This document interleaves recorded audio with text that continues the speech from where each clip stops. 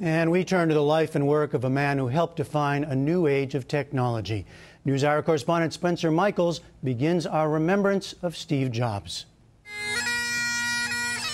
The mournful sound of bagpipes drifted through Silicon Valley and at Apple headquarters in Cupertino, California. Flags flew at half-staff, and flowers and a makeshift memorial appeared on a bench as Apple workers around the world mourned the loss of their longtime visionary leader, Steve Jobs. I don't personally know him, but I feel like our hero is gone now. I feel heartbroken. Indeed, tributes poured in from all around the globe to the man who left his mark with a variety of landmark innovations. From Apple users in San Francisco, it's an amazing legacy. He's just been a force of nature.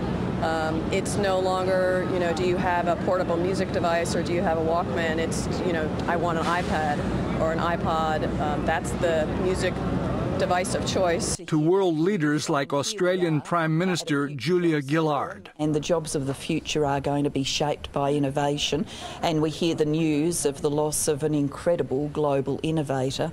I mean, it's not too much to say. He literally changed our world. Practically the moment Steve Jobs' death was announced, people started showing up at Apple stores around the country, leaving gifts and writing Steve Jobs notes. Just a few blocks away in San Francisco at Twitter headquarters, they observed a moment of silence for Steve Jobs. Microsoft founder Bill Gates, Jobs' longtime rival, tweeted his respects. He said the world rarely sees someone who made such a profound impact. And the man who co-founded Apple with Jobs, Steve Wozniak, spoke of his longtime friend. It's like the world lost a John Lennon. I mean, Steve was clearly the most outstanding business thinker, and almost everybody who's high up in the technology business recognized that somehow he had the ability to think out new ways of doing things, not just ways to improve what we have, do a better version of something, but do it in a totally different way that the world would swing towards. The story of Apple and its wide-ranging impact on technology began with Jobs and Wozniak, a high school friend, in a California garage.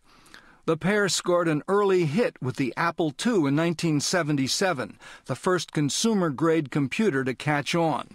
4 years later, Jobs began working on the Macintosh, introduced with the now legendary commercial during the Super Bowl in 1984. On January 24th, Apple Computer will introduce Macintosh. And you'll see why 1984 won't be like 1984. 2 days later, Jobs himself did the unveiling. You've just seen some pictures of Macintosh. Now I'd like to show you Macintosh in person. All of the images you are about to see on the large screen will be generated by what's in that bag.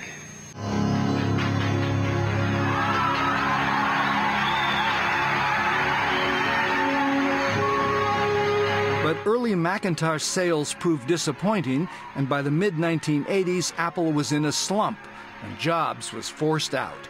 During that time, he bought a tiny graphics company called Pixar from Star Wars creator George Lucas. My name is Woody. Its first film, Toy Story, was a 4-year project involving a team of computer scientists, artists, and animators, and the company became a force in the film industry with a string of major hits. Then, a decade after leaving Apple, Jobs returned in 1996, and the company began a turnaround. Jobs' legendary sense for what people would want led to a creative flood of revolutionary products, the iPod and iTunes. Today, Apple is going to reinvent the phone, as well as the iPhone, and more recently, the fastest-selling tech device ever, the iPad. He also held more than 300 patents, including one for the 1998 iMac's unusual design. But there were also criticisms, aimed especially at the low wages and labor practices used by Apple suppliers in China. In one such incident seen on the NewsHour earlier this year, the company was accused of being slow to respond when Chinese workers building iPhones were allegedly poisoned by toxic chemicals. Jobs' own health became an issue as well.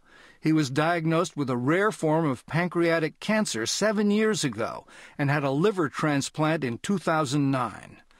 Last January, he went back on medical leave from Apple, one of several since his cancer diagnosis. By late August, his health was failing, and Jobs stepped down as CEO. He had candidly addressed his mortality, telling Stanford graduates in 2005 that the prospect of death was an inspiration to him.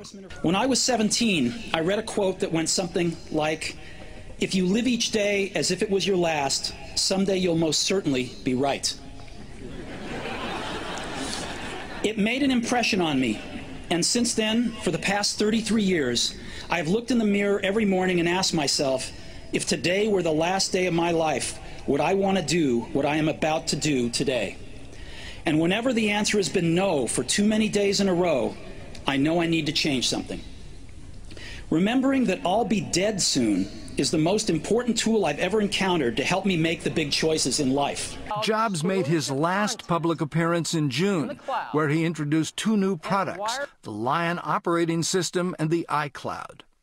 There was speculation Jobs might appear at Apple's launch of the iPhone 4S this past Tuesday, but he did not, and instead his hand-picked successor, Tim Cook, took Jobs' place. 24 hours later came Apple's announcement that Steve Jobs had died peacefully at age 56.